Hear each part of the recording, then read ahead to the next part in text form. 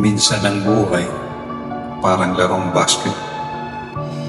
Sa dami na ng mga taong dumaan sa ating buhay, na ating mga naging kakampi at karama, madalas sumasablay pa din tayo. Swertehan lang din minsan sa pagpili ng kakampi.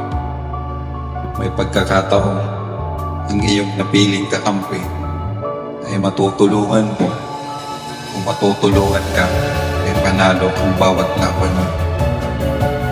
Pero pag minalas ka, minsan ang natatapat na kakampi mo ay siyang nagdadala sa iyo sa pagkatalo.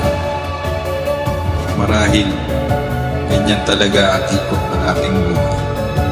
Parang bilog na bola. Hawakan ng tao, itidribble. Pag libre o walang papasahan, ititira.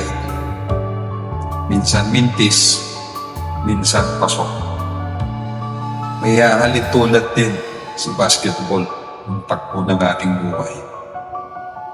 Habang nasa kalagitnaan tayo ng laro, sinasadya man natin o hindi, may mga pagkakataon nakakasakit at nasasaktan tayo.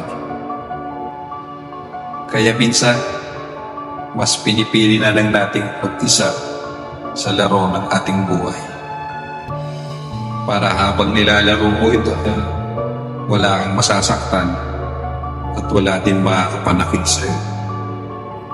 Malaya kang sumubok at mag-shoot sa bawat hangarin at pangarap mong klase ng tira. Walang pupuna, walang maninita. Kung sumablay, pagbintis ka man, ayos lang. Subok lang ulit. Dahil pasasaan ba, kung tatama ka din. May shoot mo din ang bawat minimiti mo at mga inaasintang mga pangarap sa buhay.